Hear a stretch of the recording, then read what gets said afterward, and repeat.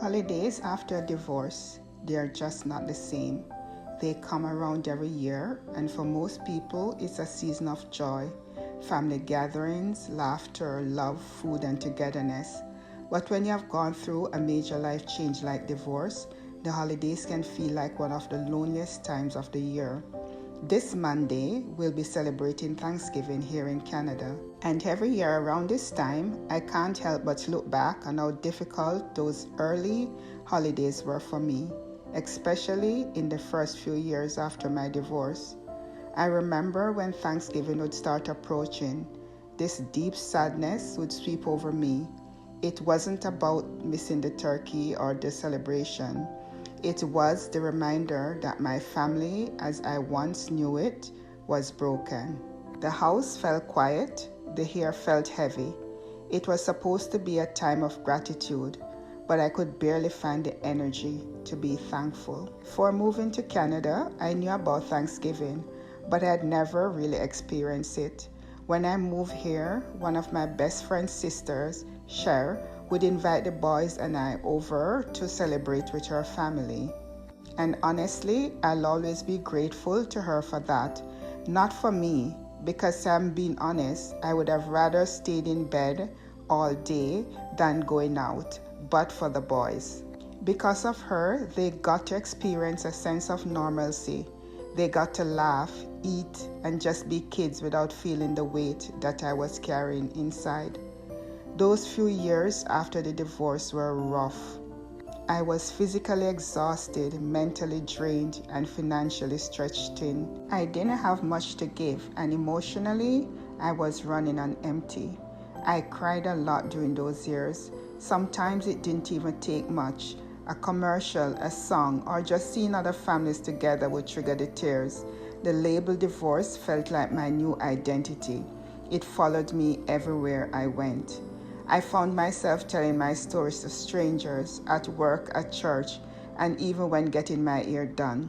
It was almost like talking to people I didn't know gave me permission to be real because there was no judgment. They didn't know my history, and maybe I'll never see them again. But sharing somehow lightened the load, even just a little. For about 4 years, we celebrated Thanksgiving at Cher's house. Looking back now, I realize how much that meant. Those years gave me a safe space to just be without pretending. I didn't have to cook or fake smiles I didn't feel. And yet, even through my sadness, I was building quiet memories for my boys, ones I didn't even realize were being made. Then came the 5th year. Something inside me shifted. The fog was starting to lift a little. The boys and I decided we would celebrate Thanksgiving at home, just the 3 of us. It wasn't fancy. I think we started with the bare minimum, but it was ours. It was the first time I felt ready to create our own memories. And over time, as life began to settle a bit, we started inviting guests over. We started laughing more. The heaviness wasn't as strong. That's when I learned something. Healing doesn't happen overnight. It comes in layers, and sometimes it takes years before certain parts of your life start to feel normal again, like holidays.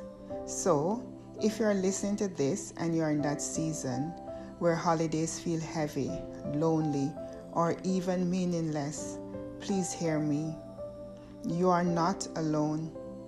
You don't have to force yourself to be joyful just because it's Thanksgiving or Christmas or any other holiday. You don't owe anyone fake smiles or perfect pictures on social media. The holidays come with this pressure, this expectation that everyone should be happy and surrounded by love.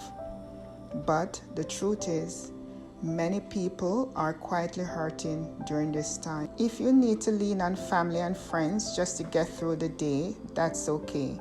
If you choose to stay home and have a quiet moment to yourself, that's okay too. If all you do is make a small meal and thank God for making it through another year, that's more than okay. There is no one right way to celebrate after heartbreak. Your way, whatever it looks like, is valid. Over time, you'll find that your heart starts to make space again. You may begin to create new traditions, new memories, ones that reflect who you are now, not who you used to be. And those new memories can be just as beautiful. So this Thanksgiving, while I'm grateful for the food, the laughter, and the company, I'm even more grateful for the journey because I know what it feels like to sit in that dark place, and I know what it feels like to slowly rise out of it. To anyone who is listening, struggling this holiday, I pray that you find peace in the middle of your chaos. That even if you can't find 1,000 things to be thankful for, that you may find at least one. And sometimes that one is enough. Happy Thanksgiving to all my fellow Canadians. May your homes be filled with warmth. May your hearts be at peace. And may you find joy even in the smallest things.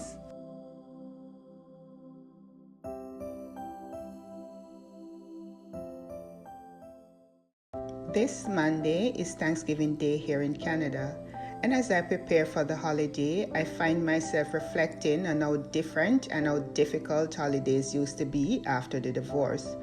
Those first few years were especially hard. As the holidays approached, this deep sadness would creep in, a kind of heaviness that was hard to shake. I remember that feeling so well. It was like watching the world move forward in celebration while I stood still in my pain. The truth is, holidays after divorce are not the same. The empty seat at the table, the shift in family dynamics, the quiet moments that used to be filled with laughter, all of it can stir up emotions that are hard to explain. And when the world is telling you to be joyful, that pressure can make the loneliness feel even deeper. But I was blessed. During those first few years, my best friend's sister would invite the boys and I to share Thanksgiving dinner with her family. Her kindness gave us something we desperately needed, a sense of belonging. The boys were able to experience a Thanksgiving that still felt joyful, and I'll always be grateful for that. After a few years, I realized it was time for us to start building our own traditions. We began celebrating Thanksgiving on our own, just the three of us. It felt small at first, but it was ours. Over time, we started inviting others to join, and our table and hearts began to feel full again. That's one of the quiet miracles of healing. You don't always notice when it's happening. You just wake up one day and realize the sadness doesn't weigh as heavy, and gratitude starts to take its place. So, if you're listening today and holidays have been difficult for you, maybe because of a divorce, a loss, or a life change, I want to encourage you to give yourself grace. Let this Thanksgiving be gentle, whether you spend it quietly or surrounded by family and friends. I pray that you'll find at least one thing to be grateful for. As for me, I'm grateful for my destiny helpers, those beautiful souls who lifted me up when I could barely stand. I'm grateful for my boys, for health, for provision, and for the peace that only God can give. Healing takes time, but it does come. And when it does, even holidays can become beautiful again. Happy Thanksgiving. May this season remind you that gratitude and healing can coexist even after the divorce. This week's reflection: think about a time when something you dreaded, like a holiday or milestone, began to feel lighter again.